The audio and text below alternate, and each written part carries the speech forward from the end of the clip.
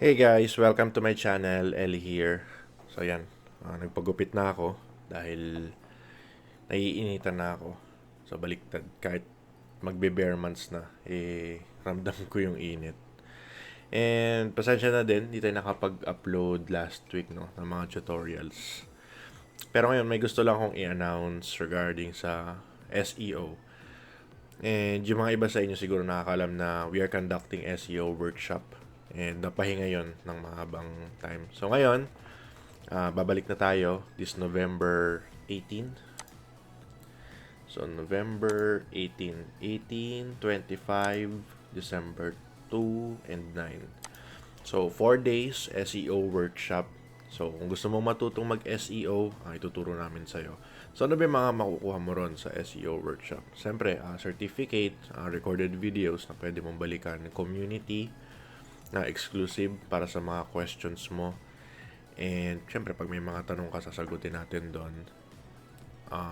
Test environment, nandun din. Kung gusto mo mag-practice, tuturo namin. So, itong nakikita nyo sa screen, no? Isa to sa mga client namin. So, makikita nyo na parang number 1. Parang number 1 ko siya. And yung iba, syempre, working pa. Ito. So, ang business niya is hypnotherapist. And more on, dito kasi sa atin hindi uso yun. Pero kung ilalagay natin dito yun sa atin, para silang mga psychologist or nagbibigay ng advice, tumutulong sa mga taong may anxiety. Dito naman in form of hypnotherapy.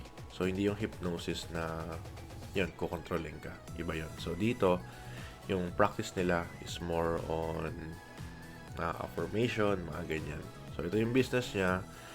And ayan, iba, rank 2, rank 9. So, may dalawang na pa rank 1. So, in a span of 3 months ata, 4 months. So, chinek ko kasi yung competition niya, hindi din naman ganun ka laki. So, ang ginawa natin dito is local SEO. And, syempre, on page. So, ituturo natin yan, no, doon sa workshop kung paano mag-optimize ng isang blog post, ano yung mga ginagawa, link building. So, ituturo din natin yan. At syempre, kung paano humanap ng clients. And bonus na rin namin sa inyo, no, is, syempre, magkakaroon tayo ng mga mock calls or scenario kung saan i-interviewin namin kayo. Sa ganun, ma-practice yung, yung skills nyo. No? And aside from that, meron din tayong oral communication, proper email handling, tamang pag-response kay client, ano yung mga kailangan gawin, ano yung mga hindi. No? And, ayun, that's November 18, ituturo namin sa inyo. So, ano ba yung mga i-cover doon? Siyempre, pagdating sa SEO, nandyan yung pag-audit, kung paano mag-audit ng isang website. So, hindi lang siya basta audit na ginagawa na magra-run ng software, then yun na yun. So, hindi ganun. May tuturo kami process sa inyo kung ano yung proper audit. And ano pa ba? Syempre, on-page nandyan, off-page, technical. So, in terms of technical SEO naman, no, ako, ito yung pinaka-highlight ko, no, for most of my clients. Kasi before tayo mag-jump into on-page or off-page, magandang i-check muna natin yung technical. So, when we say technical SEO, ito yung technical side or aspect ng isang website. Kung yung URL niya ba is kaaya-aya sa search engine, kung yung website niya ba is kamusta yung bilis, yung secured ba, mga ganyang bagay.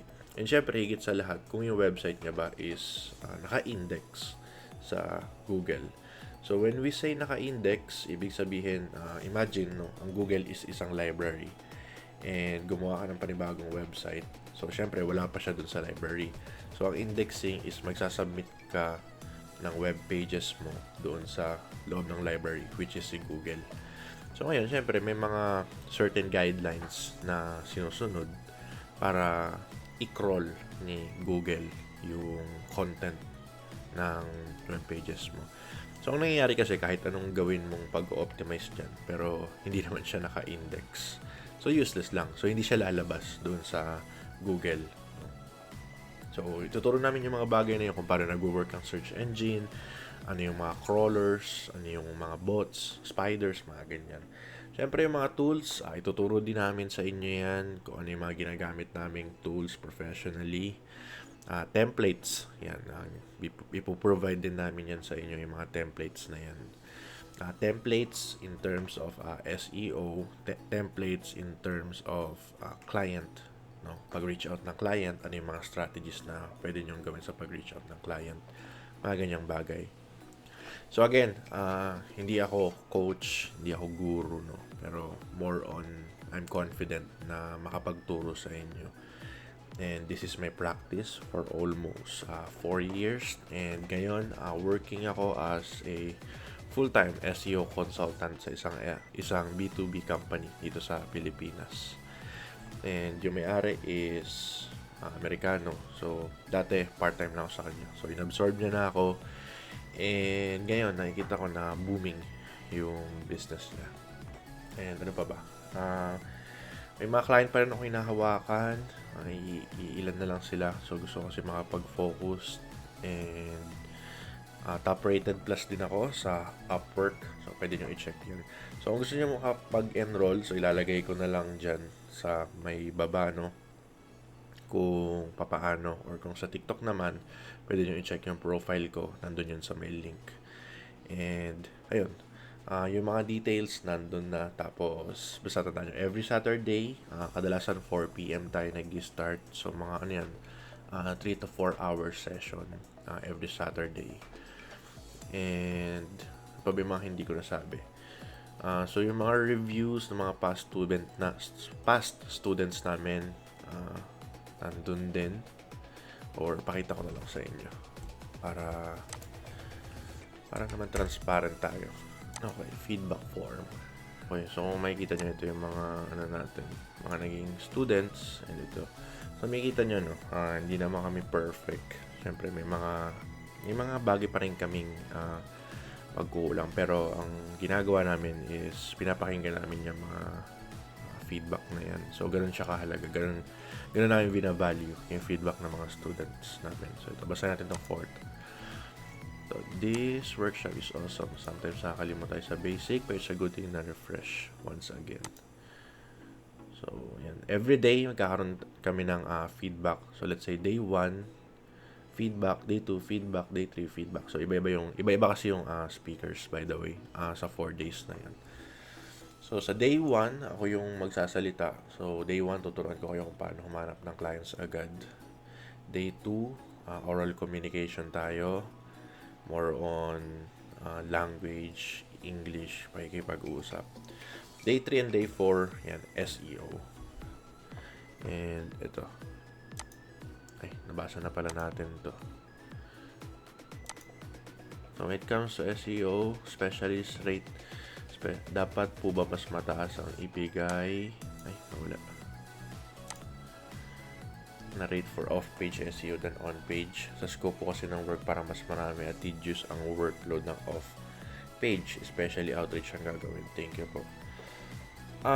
May mga certain company na naghahanap ng off-page lang mo.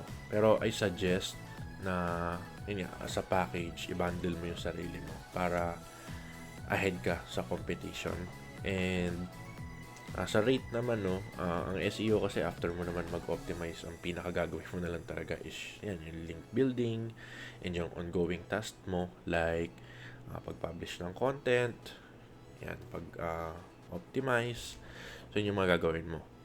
So, pag-iibahin mo yung rate na yan, ako, mas mababa yung on-page and mas mataas yung off-page kasi, yun nga, i-reach out mo yung mga tao. Yan. So, in terms of off-page SEO pala, so ito yung tinatawag nating link building, no? Explain ko na din yung ginagawa namin dyan. So, sa off-page, ang ginagawa namin is, syempre, maghanap tayo ng guest posting. So, isa sa mga strategy, no? Gagawa ka ng content para sa ibang website, kapalit ng links. And, yung process na yun, syempre, matrabaho yung gagawa ka ng content. And bukod doon, syempre, maghahanap ka ng 404 error na tinatawag or dead links, no?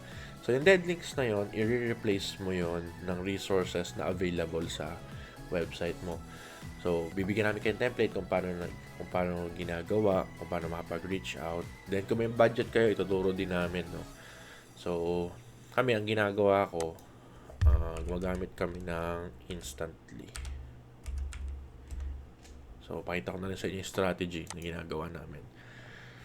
So, sa Instantly, ang ginagawa nito is nagsasubmit siya ng leads. So, hindi ko kasi sa inyo pwede ipakita dahil yung iba dyan is NDA or non-disclosure agreement.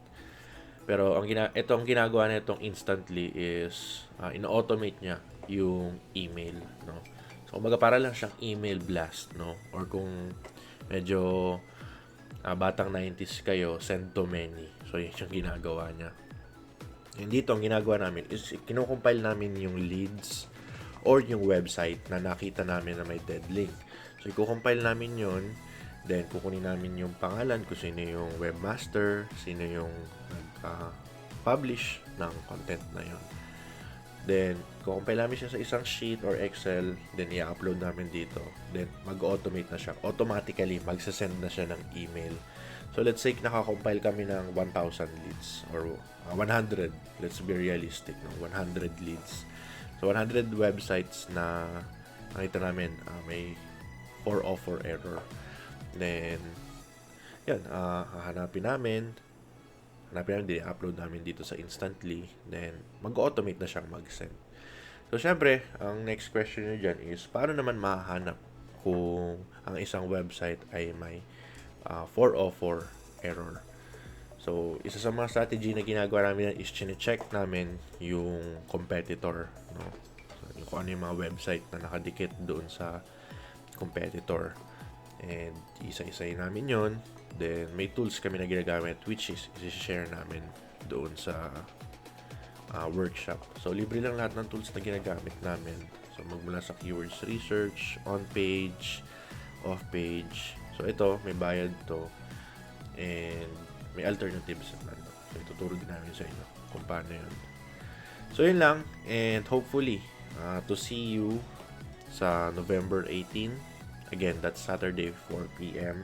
And kung may mga katanungan ka, please let me know and sasagutin natin yan. And yan, kita-kits sa susunod na video.